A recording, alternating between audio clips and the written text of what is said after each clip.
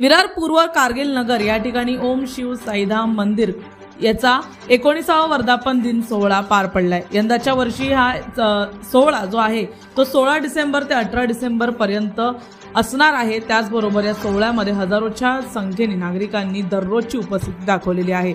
पहिल्या दिवशी नमन आयोजित करण्यात आलं होतं, यामध्ये देखील हजारोच्या संख्येने नागरिक उपस्थित होते।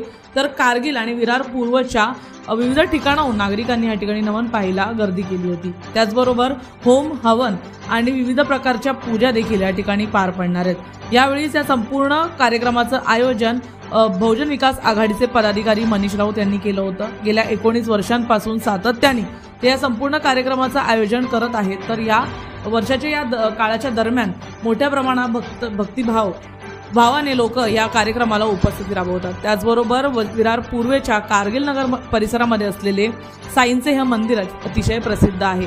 गेल्या अनेक वर्षांपासून भक्तिभावाने लोक या ठिकाणी येऊन सेवा करत आहेत, आपली मागणी मागत आहेत आणि संपूर्ण त्यांच्या इच्छा देखील पूर्ण होत आहेत। यावेळेस पाहूया मनीष राऊत यांचे यावर काय म्हणणे आहे। त्याचबरोबर या ठिकाणी मंदिराचे विविध पदाधिकारी देखील उपस्थित आहेत, त्यांचं देखील यावर काय म्हणणं आहे। त्याचबरोबर राजकारणात आणि समाजकारणात विविध विषय सुरू असताना त्यावर देखील नागरिकांकडून काय टिप्पणी करण्यात आली आहे, ऐकून घेऊया।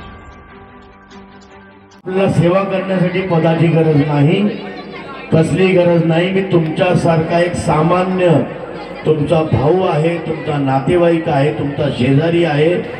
फक्त मी इतकंच सांगेन, लाडकी बहीण योजना वगैरे करण्यापेक्षा आता मध्ये तुम्हाला माहिती आहे बलात्कारासारखा प्रकार करणाऱ्या एका शिक्षकाला मी रस्त्यामध्ये बेदम चोप दिलेला, कोणाकोणाला माहिती आहे हात वर करा। त्यावेळेला माझा एक हात तुटला होता, फ्रॅक्चर आज सुद्धा या हाताचे 3 तुकडे आहेत। त्यावेळेला मला एका पत्रकाराने विचारलं, मनीष दादा तुमचा एक हात तुटला होता तरी तुम्ही त्याला पकडून इकडून पोलीस स्टेशन पर्यंत 2 किलोमीटर घेऊन गेलात। मी बोला हे माझ्या बहिणींसाठी माझा एक हात काय तुटलाय, दुसरा हात तुटला तरी चालेल। अशा नारादामांना धडा शिकवल्याशिवाय आम्ही गप्प बसणार नाही। म्हणून अन्याय अत्याचार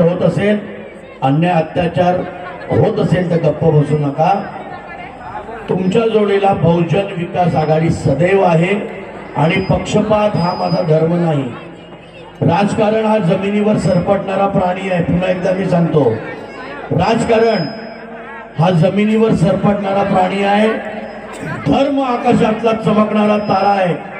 राजकारण संपेल, राजकारणी बदलतील, पण आमचा धर्म बदलणार नाही। हिंदू धर्मामध्ये बहिणीचं रक्षण करणं पहिलं कर्तव्य आहे। 19वा वर्धापन दिन आहे, दरवर्षीप्रमाणे यंदा पण मोठ्या प्रमाणात कार्यक्रम साजरा करताय, हजारोच्या संख्येने लोक आहेत, काय सांगतात? हा आमचा 19वा वर्धापन दिन सोहळा आहे, श्रद्धा आणि सबुरी। पण ही महागाई एवढी वाढलेली आहे तरी आम्ही साईंची सेवा करण्यामध्ये कुठेही कमतरता पडू नये म्हणून आम्ही कार्यरत आहोत। आमचे प्रत्येक कार्यकर्ता कारगिल नगर मधील रहिवासी 19 वर्षापासून हा साईंची सेवा ही आमच्याकडून चालू आहे। मानव सेवा ईश्वर सेवा आहे। यावर्षी काय संदेश देऊ इच्छिता?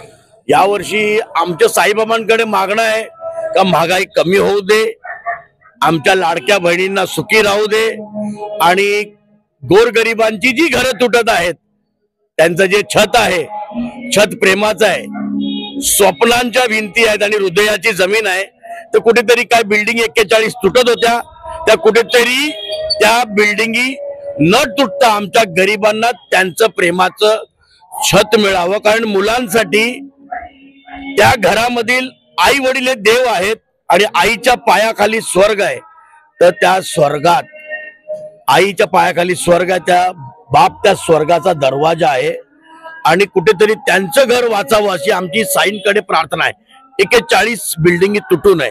आमच्या कारगिलवर ज्या वेळेला संकट आलं होतं त्यावेळेला हितेंद्र ठाकूरांनी ठामपणे उभं राहून सांगितलं होतं का एकही घर तुटणार नाही। 7.5 एकर मध्ये घरं तुटणार होती, मग जीवदानी पाडा आहे तिकडची घरं तुटणार होती काहीतरी रेल्वेमुळे, सेंट्रल गव्हर्नमेंट।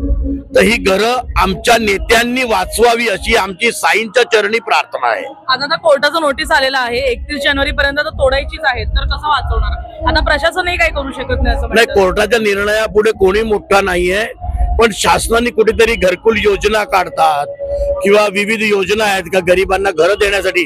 तर गरिबांना घरं देण्यासाठी पण खर्च असतो, तर तुम्ही हीच घरं जर वाचवली तर तीच घरं शासनातर्फे गरिबांना मिळतील अशी माझी तळतळीची शासनाला नवनिर्वाचित आमदार जे झालेले आहेत तालुक्यात त्यांना विनंती आहे का गरिबांची घरं वाचवा.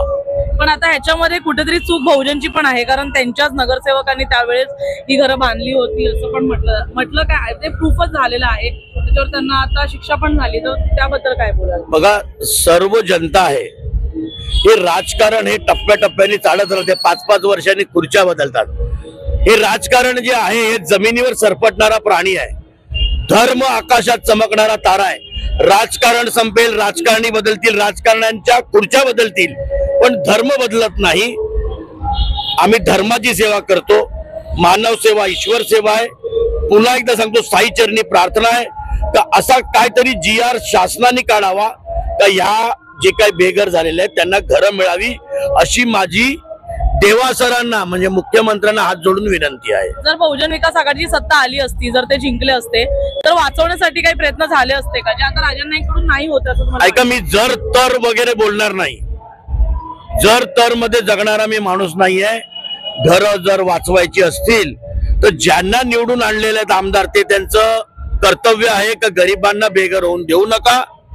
मी इतकं साईबाबांकडे प्रार्थना करू शकतो. मी एक सामान्य कार्यकर्ता आहे आणि सामान्य कार्यकर्ता कधीच आजी माझी किंवा होत नाही. आमदार असेल तो माझी आमदार होतो, नगरसेवक माझी नगरसेवक होतो, मंत्री माझी मंत्री होतो, पण कार्यकर्ता हा कधीच माझी होत नाही. आम्ही एक सामान्य कार्यकर्ते आहेत. आमची विनंती एवढीच आहे का गरिबांचे अश्रू कुठेतरी या नवनिर्वाचित आमदारांनी पुसावे. तुम्हाला कार्यक्रमाबद्दल विचारेन, आता इतका मोठा उत्सव आहे, काय सांगाल? बरं, माझं नाव हरीश सीताराम गोताड आहे. मी कारगिलमध्ये जवळजवळ 19 वर्ष या ठिकाणी वास्तव्य करतो. या ठिकाणी ओम शिवसाई मंडळाचा हा 19वा वर्धापन दिन आहे आणि ह्या वर्धापन दिन निमित्त त्या मंडळाचे अध्यक्ष मनीषदादा खरोखरच ह्या विभागात खूप सामाजिक क्षेत्रात त्यांचा खूप सिंहाचा वाटा आहे. सर्व तरुण वर्गाला एकत्र करून या जे सामाजिकच्या किंवा शैक्षणिक क्षेत्रात त्यांचा खूप मदतीचा सिंहाचा वाटा आहे आणि समाजाच्या दृष्टिकोनातून ते ह्या ठिकाणी बऱ्याचशा काही समस्या असतात, त्या समस्यांचे खूप निवारण चांगल्या पद्धतीने करतात आणि आम्हालाही त्यांचा अभिमान आहे की या ठिकाणी मनीषदादासारखे आणि त्यांचे भाऊ मनोजदादा यांचं आम्हाला नेहमी सहकार्य लाभत असतं आणि मी साईबाबाच्यांनी प्रार्थना करेन की त्यांना दीर्घायुष्य लाभो आणि अशा त्यांच्याकडून चांगल्या सुविधा मिळाव्यात मी अपेक्षा करतो. उत्सव दरवर्षीप्रमाणे खूप आनंदाने आणि खूप उत्सवाने या ठिकाणी धूमधडाक्याने होत असतो आणि मनीषराव जे आहेत इकडचे जे समाजसेवक छोटे कार्यकर्ते आहेत, पण त्यांचं जे कार्य आहे ते मौल्यवान आहे. म्हणून आमची खूप इच्छा आहे, छोट्या कार्यकर्त्यांची इच्छा आहे की त्यांनी महानगरपालिकेत एकदा तरी महानगरपालिकेत नगरसेवक म्हणून बसावं. या कार्यकर्त्यांची खूप इच्छा आहे इकडच्या ज्या कारगिल नगरचे. पण ही इच्छा तेव्हाच पूर्ण होऊ शकते जेव्हा अप्पांच्या मनात येईल किंवा नाही अप्पांनी तर ते करायलाच लागेल. कारण काय माहितीये, ह्या ठिकाणी आज आम्ही पाहतोय ते 20 वर्षापासून मनीष राऊत हे जे आहेत ना खूप गोरगरिबांची मदत करत असतात. आता नगरसेवक नसताना देखील ते करतात, मग नगरसेवक झाल्यावर त्याच्या डबलीने ते करतील अशी आमची आता खूप अशी म्हणजे इच्छा पण आहे आणि आम्हाला असं वाटतं की त्यांनी या ठिकाणी नगरसेवक बनावं. आज किती लोक आहेत मनीष राऊत यांच्यासोबत तुम्हाला वाटतं? हे कारगिल नगरच त्यांच्यावर जीव ओवाळून टाकते. हे कारगिल नगर मधले जेवढे कार्यकर्ते आहेत आणि गोरगरीब जे आहेत, मनीष राऊत म्हणाले ना की त्यांना असं वाटतं की खरोखर ह्या ठिकाणी आम्ही जिवंत देव बघतो.